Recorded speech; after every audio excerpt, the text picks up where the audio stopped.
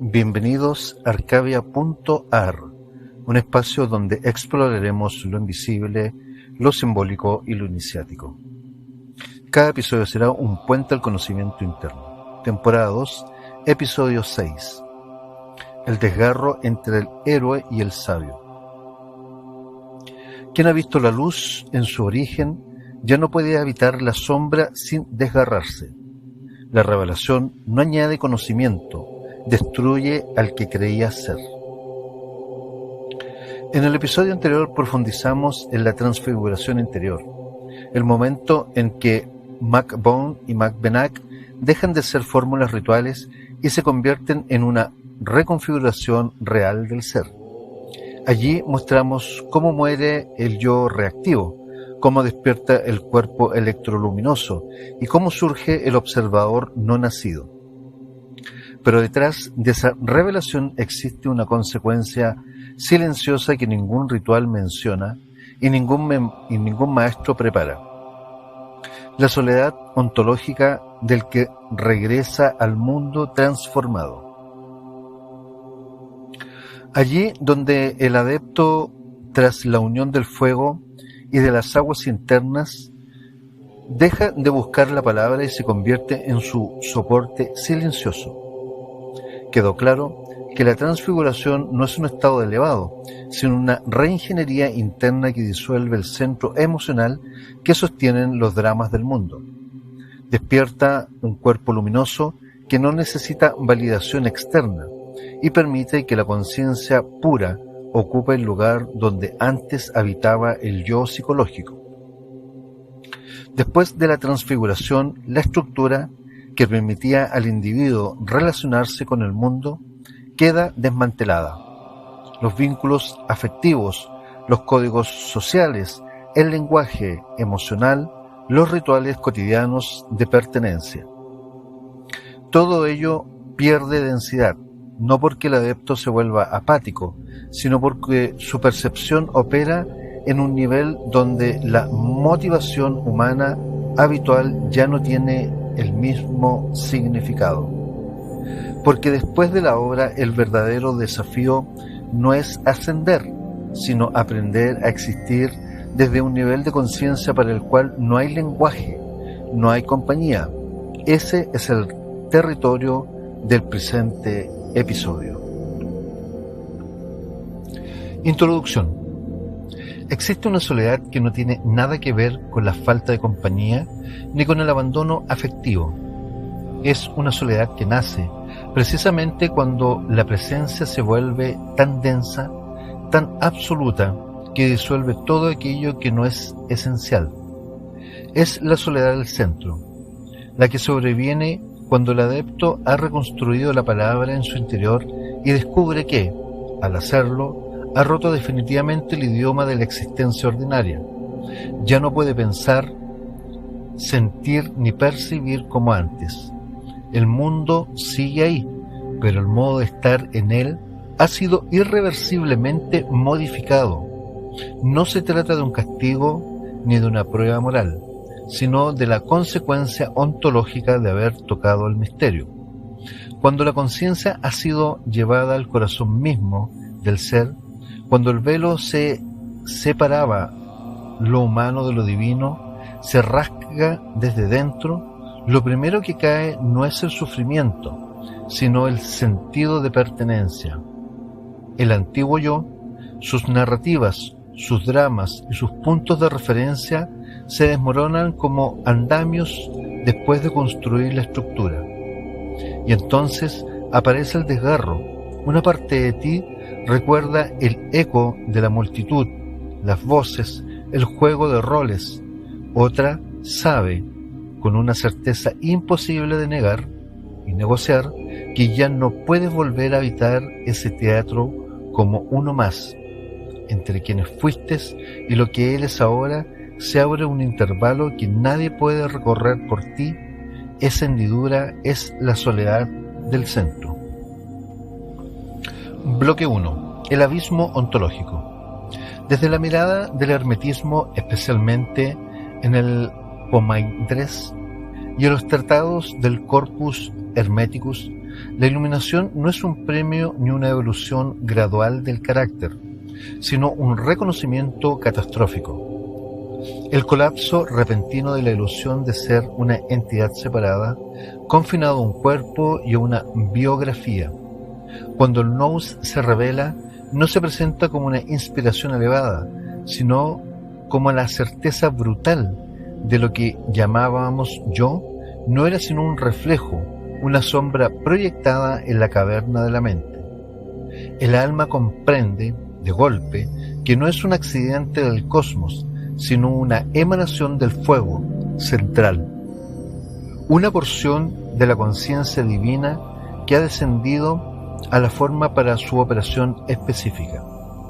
Aquella frase del Corpus Hermeticus: el hombre es un dios mortal y el dios es un hombre inmortal, deja de ser cita esotérica para convertirse en diagnóstico ontológico.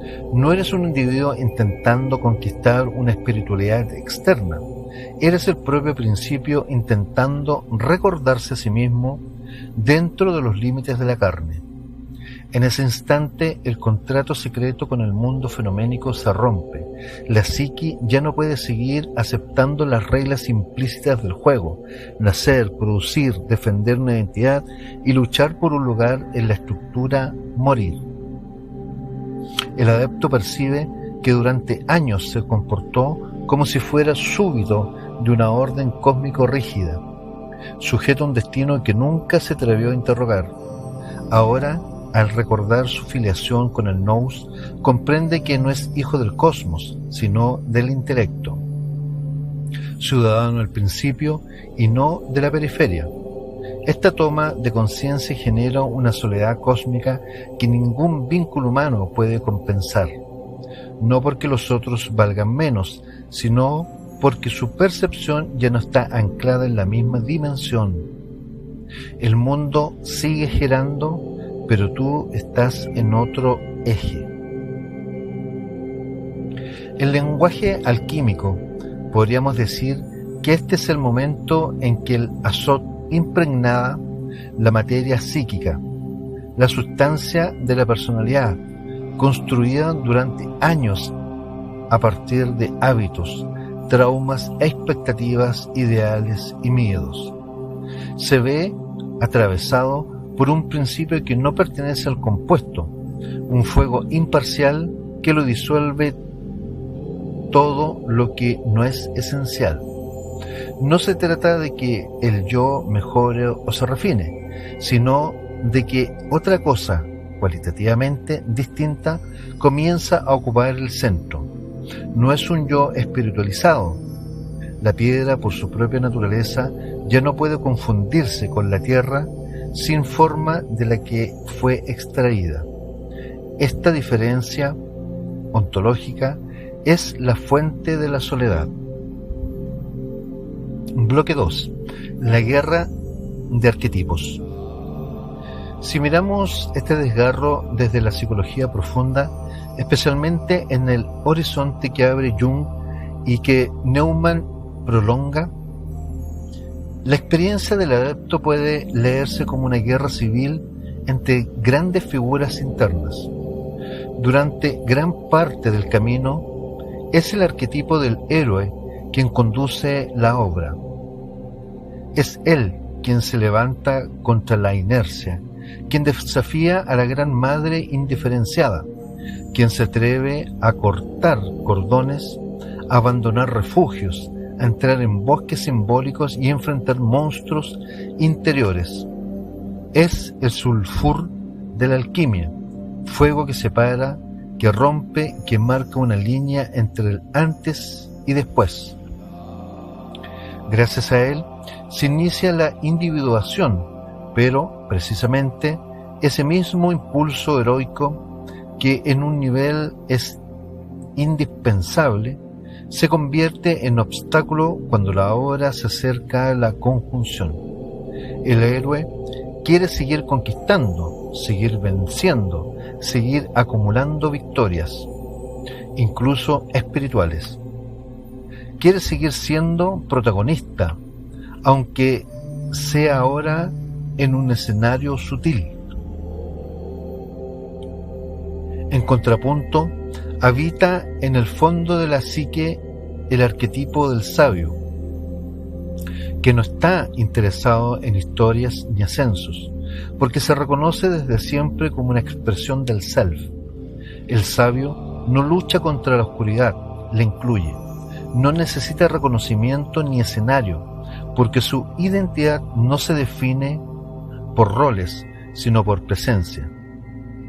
Es el Mercurius el principal o el principio que une lo que el fuego ha separado, el que integra opuestos sin necesidad de tomar partido. Mientras el héroe busca sentido a través de la acción, el sabio sostiene un sentido que antecede toda acción. Mientras el héroe desea transformar el mundo, el sabio sabe que el mundo visible es reflejo de un proceso interior más vasto. El nigredo, o la noche oscura, llega cuando estos dos polos dejan de cooperar y entran en colisión. El héroe, que ha sido útil hasta cierto punto, se da cuenta de que su impulso de conquista ya no abre puertas, sino que las cierra. Su necesidad de victoria se vuelve ruido dentro del silencio que el self demanda. El sabio, por su parte, no negocia, no busca convencer al héroe, simplemente lo atraviesa con una luz que lo deja sin terreno. La muerte del héroe no es fracaso mundano, es desmantelamiento arquetipal.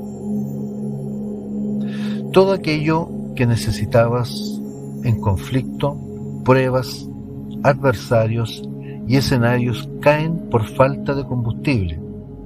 Lo que se derrumba no es solo la máscara social, sino la maquinaria interna que producía la sensación de ser alguien, en constante lucha.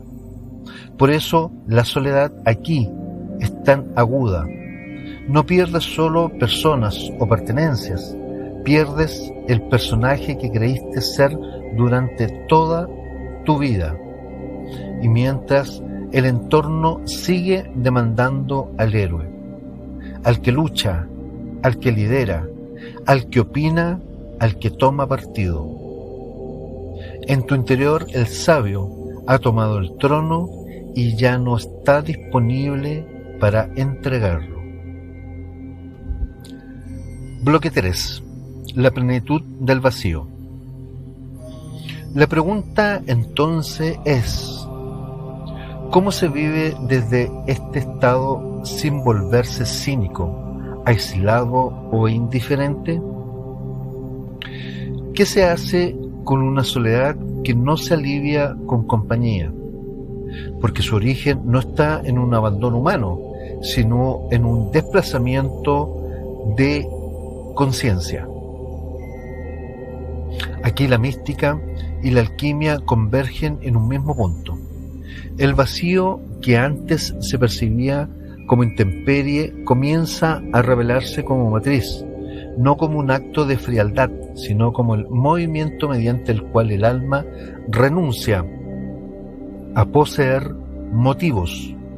Cuando ya no actúas para algo, para ser amado, para ser reconocido, para ser salvado, para ser iluminado, y simplemente dejas que el ser actúe a través de ti, la soledad deja de ser una sala vacía y se convierte en un santuario, en el Grund, en ese fondo sin forma.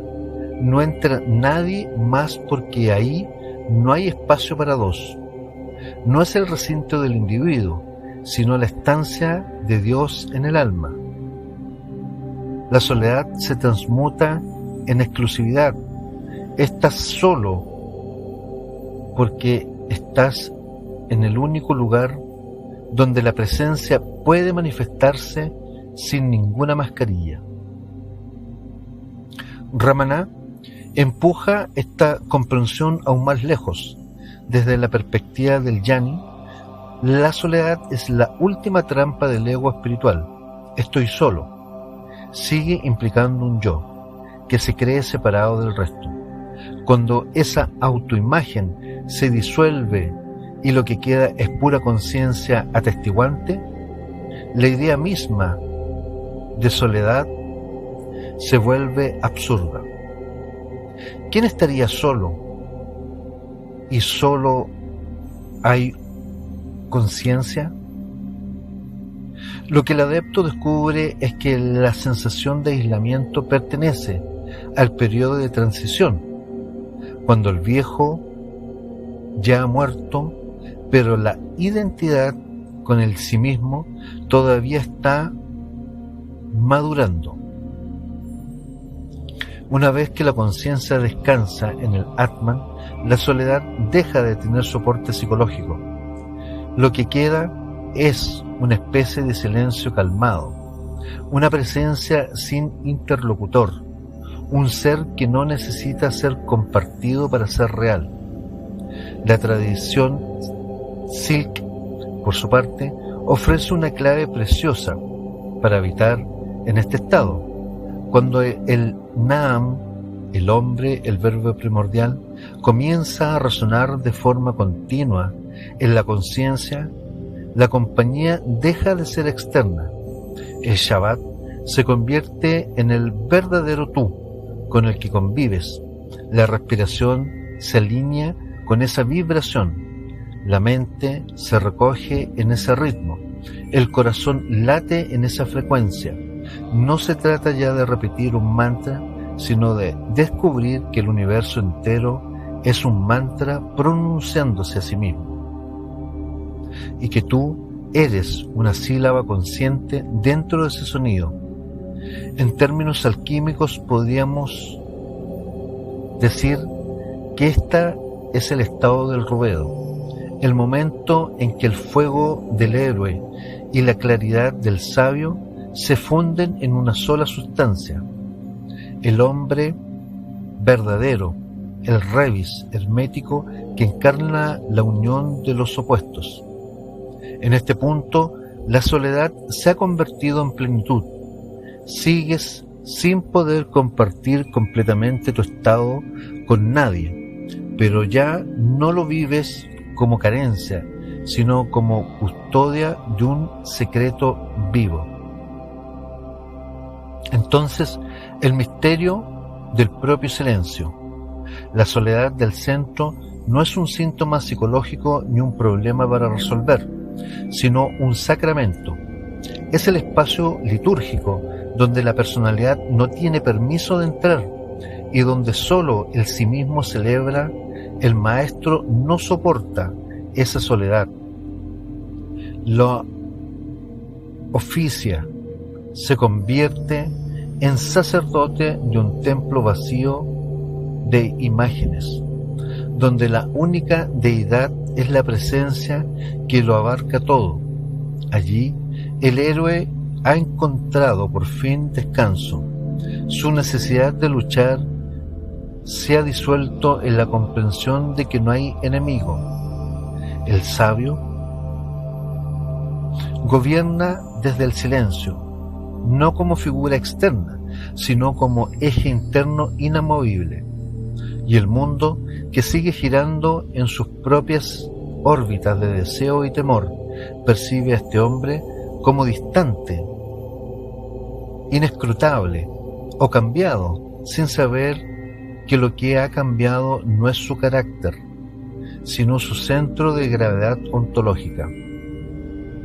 Desde esta altura el maestro ya no busca ser comprendido porque sabe que el lenguaje de su experiencia no cabe en los códigos cotidianos. No necesita validación porque su referencia ya no está fuera.